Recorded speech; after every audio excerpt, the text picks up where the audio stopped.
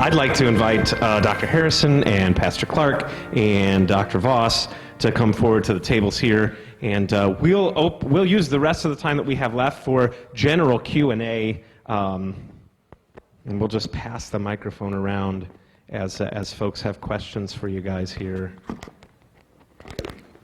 Yes, Virginia. Virginia has a question already.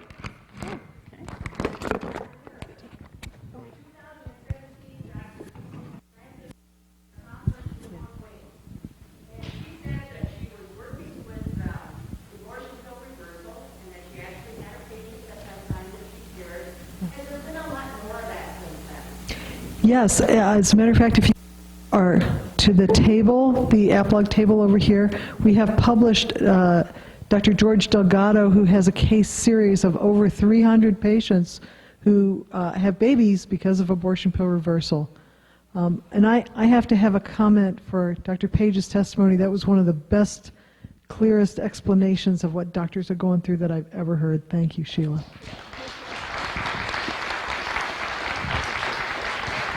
Yeah, I'd like to borrow that slide on the patient-physician relationship. I can use that in my class, if you don't mind.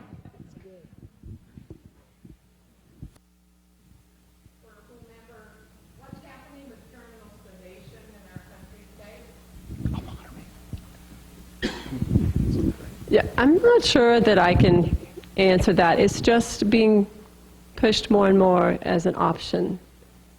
That's all I can say. I can't claim to be an expert. It depends again how you define terminal sedation.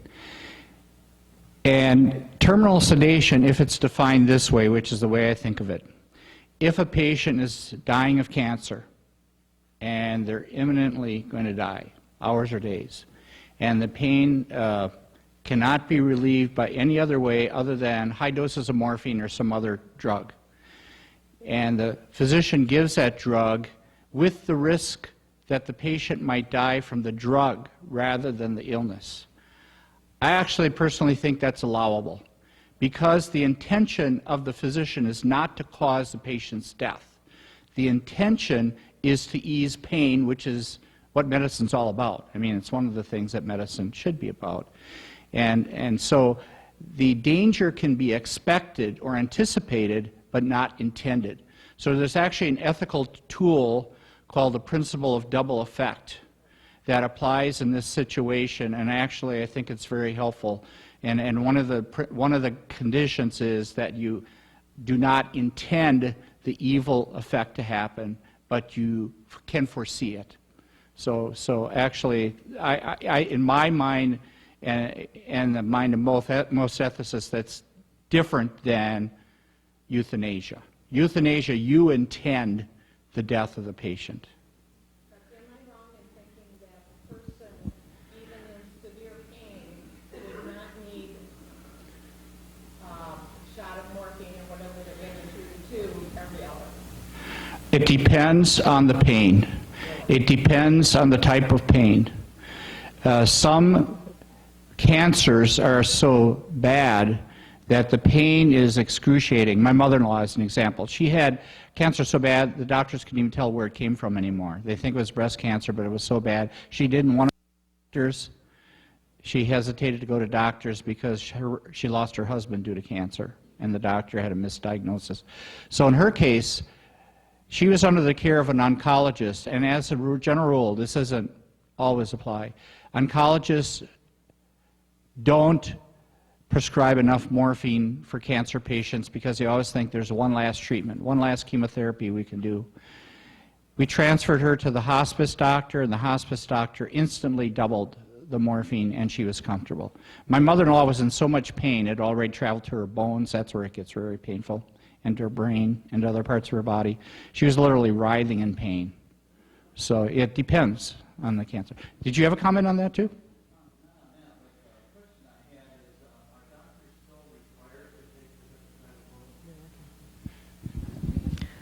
Well, they were required, or it was common practice to take the Hippocratic Oath at the end of medical school up through about the 1970s. With the advent of the legalization of abortion, the that changed. And why it changed is because the Hippocratic Oath has several essential tenets. Some of those tenets are things like, I won't divulge patient secrets, I won't have sex with patients. Two of those tenets are, I will not prescribe a lethal injection, nor will I counsel such a thing. Similarly, I will not give a treatment for abortion, nor will I counsel such a thing. And so that flew in the face of the legalization of abortion. So what happened in the 1980s is that a number of medical schools transitioned to a different kind of oath. And some of these oaths, you can find a bazillion oaths online. Things like, I vow to save the planet. I vow to use medical resources with justice. I vow to activate social justice. There's very few medical schools that actually take the unaltered Hippocratic Oath. So one of the things that my organization, in conjunction with a number of other organizations, is doing is we are attempting to revitalize the public taking of the oath. So if any of you have opportunity or are interested in this, one of the things that we've done now in Iowa City, Iowa, and in Fort Wayne and in Chicago is we've had dinners or other meetings of physicians where we explain what's going on with abortion and euthanasia, and then we have a public retaking of the oath. And the appropriate place for this would be in the context of the Christian community.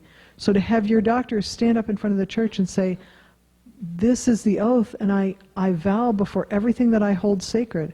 So if you're interested in doing that, it's a whole program that we have. We're happy to bring that to your congregation, and especially if you want to invite docs in the area to come, let's have a nice dinner, let's retake the oath in a public way. It will change the practice of medicine. And there's one other thing that you can do. Every time you go into a doctor's office, just say to him, hey doc, did you take the Hippocratic Oath?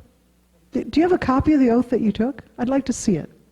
Wow, that's really interesting. You vowed to do social justice, but you don't vow to prevent abortion and euthanasia. I thought the Hippocratic Oath, if you have that conversation, I guarantee you it will change the practice of medicine, because once doctors realize that patients care, they will care.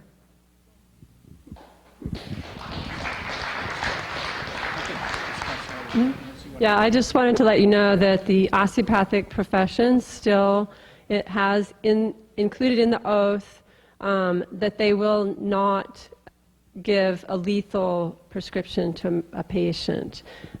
They took out the abortion part, but they tried to take out the part that says we will not kill our patients. A couple of years ago, we still have that in our oath. Yeah, just to add to the discussion, I actually attended 2 medical school graduations in the same year. I attended my daughter's at Ohio State University. They did not use the traditional Hippocratic Oath. In fact, it was a very bland version, very utilitarian version, good of society type of thing. And then I attended my graduation with my PhD in healthcare ethics at St. Louis University, and we did it together with the medical school at St. Louis University, which is a Roman Catholic institution. There they took a Christianized version of the Hippocratic Oath, just same, almost word for word, other than they replaced Apollo and all those things with the Christian God. So I didn't know that about St. Louis. Hey, good for them. Can I ask a question to the doctor? we're all 3 doctors. Which one? In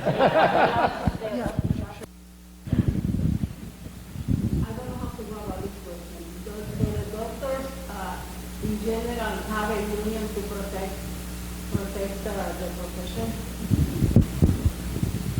No, we're not allowed to unionize. And well, corporations destroy well, doctors that went so many years to medical school. it's easy. I'll give you an example in OB-GYN. Okay, American College of OB-GYN is our professional organization. Okay, our professional organization has said back in 2007 it is professionally unethical not to perform or refer for abortions. That puts us at great legal liability, because someone who wants an abortion, who comes into a doctor who says, I won't do it, that person, that patient can charge that doctor with professional unethical behavior. And they have our professional society behind them to say that's professional unethical behavior. We're in a bad spot. So our professional organizations, ACOG, exchanges leadership with Planned Parenthood Federation of America. Their reproductive health policy is written by the Center for Reproductive Rights lawyers. We do not have an organization behind us. That's the whole reason APLOG exists. We actually were the largest special interest group within the American College of Obstetrics and Gynecology, and we existed so that we would have some professional defense of our membership, because we're in trouble, just like in Canada. We're facing the same kind of pressure.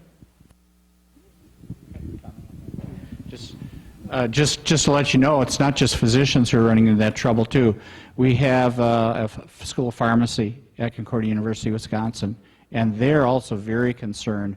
For example, let's say the state of Wisconsin would pass a law allowing physician-assisted suicide, and then a patient brings in a prescription for these deadly drugs to a Christian pharmacist. Guess what? You don't prescribe this, you could lose your license. Don't dispense it, I mean. Right. Oh, we have somebody in the back.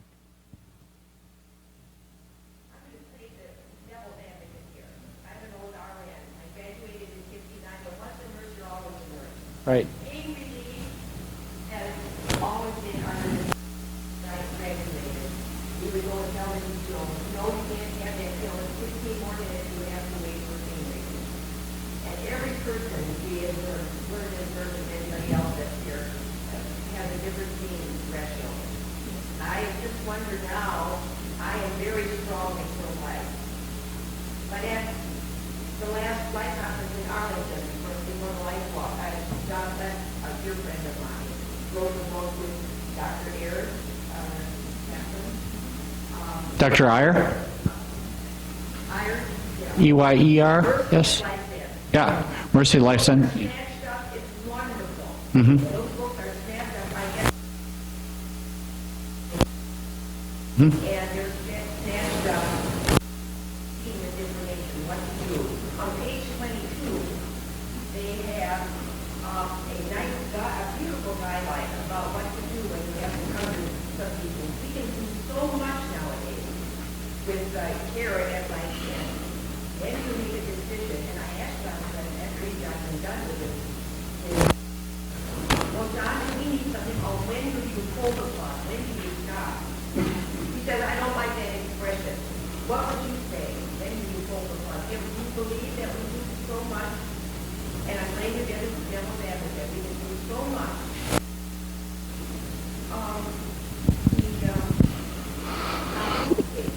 Mm-hmm. We should not have ever. Right. We can drown people by feeding them with the food. Right. Well, in some cases of stomach cancer, a feeding tube could kill them. And then, of course, I know patients have been left with a morphine drip, and they just open it up and they enter a line. Mm-hmm. Yeah. Things different. Is there a time when you should pull the plug? Well, each of these cases are very individual, so that's why it's hard to make blanket guidelines. However, there are some good guidelines, I think. And the ones that Gilbert Mylander has developed in his book, Bioethics, a Primer for Christians, he has a whole chapter on this. You might want to check it out. But here's what he suggests. One is, if the treatment is futile, and this actually agrees with standard medical practice, if the treatment is useless, if it won't do anything, the doctor's not obligated to provide it. That's one guideline. The other guideline that he has is this, for Christians. If the disease is terminal, so the patient's got a terminal illness, and, this is the important part, death is imminent, meaning that this patient is irreversibly dying, irretrievably dying, going to die in a few hours and days, then you're not obligated to provide that treatment, or you can withhold treatment. And so this would be fly in the face of the Terry Schiavo case, where actually upon autopsy they found out she could have lived years yet. She had a terminal illness, but she was not imminent. So that's why you need both of those. You can't just have imminently dying either, because someone who, let's say a guy is riding a motorcycle down a highway and gets hit by a car and bleeding out on the highway, well, that person is imminently dying, but you still would treat that person, right? So that person does not have a terminal illness. So terminal illness and irretrievably dying. Another thing is intention is important. Just ask a simple question, why? Why are we doing this? Are we stopping this treatment for our benefit, or is it for the patient's benefit? In other words, we remove treatments, not life. And then for these tough cases, there is a very tough cases, another guideline he suggests is this: if the burdens of the treatment far outweigh the benefit, not just outweigh, that would be utilitarianism. If the burdens far outweigh the benefits, like this extra round of chemotherapy where the patient will be sick for weeks and it might gain another week of life, is that really worth it? So I think those 4 guidelines taken together, and they don't all have to apply at one time, I think those are helpful, at least for me. And I would add as a clarification there, Lutherans for Life and a lot of affirming medical providers and ethicists do not define nutrition, hydration, and hygiene as treatment, right? So that's an important distinction to make, because when we're debating whether or not to withdraw or provide a certain kind of treatment, nutrition, hydration, and hygiene are not treatment, they're care. It's just standard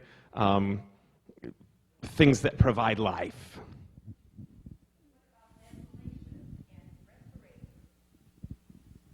Okay, so as he said, it would be foolish of us to try to describe or prescribe a time to end treatment. It should be a decision made at the bedside by the person who is caring for the patient, between the physician and the patient, or the surrogate caregiver if the patient's unable to participate in that decision making. And the other thing is, reasonable medical judgment varies widely depending on who is standing there.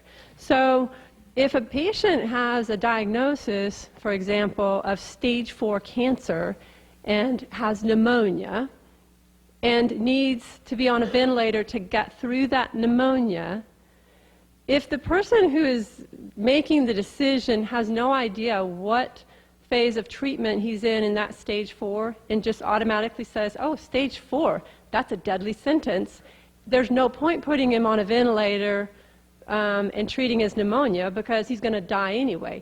But if you have the right person there, and I've seen this happen, that's why I'm using the example, okay? If you have the right person there who knows the patient, who's been treating the patient for his cancer and knows that he's actually in remission and he's fine for now, even though he's diagnosed stage 4, all they need is a couple of days on the ventilator and they'll be fine again, right? But you see, you don't know that if you're just looking at the computer screen or the diagnosis, or even having a snapshot view of that patient at the time they're most critically ill. That's why I say we have to be very cautious about making those decisions.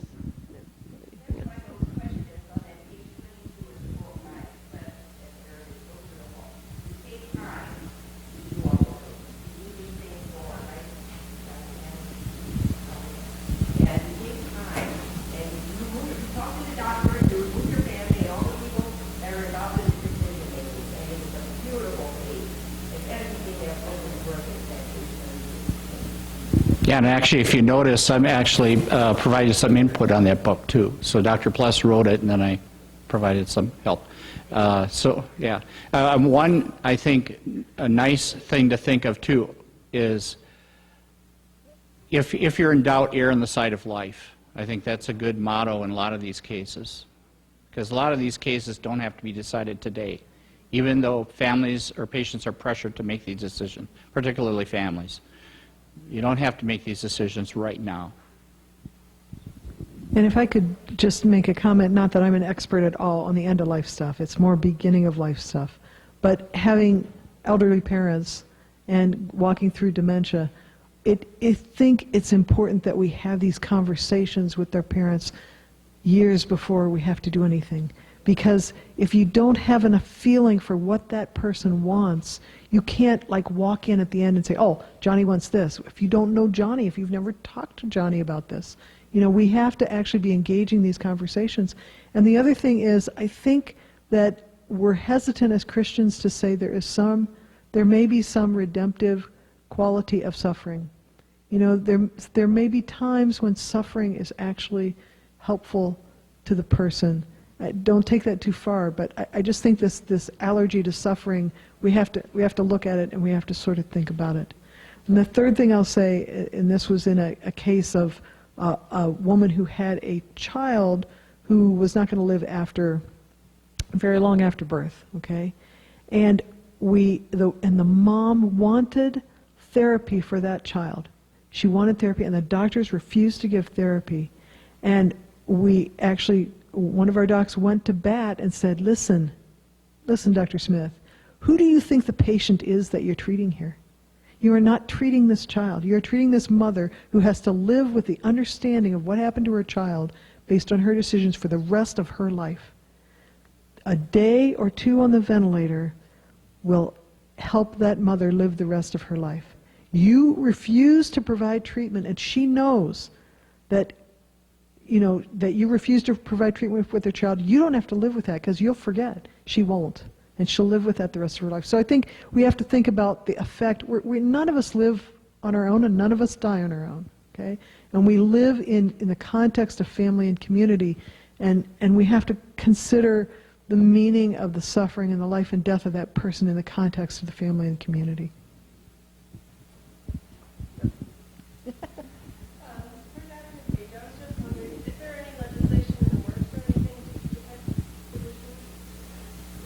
There, at the national level, yes.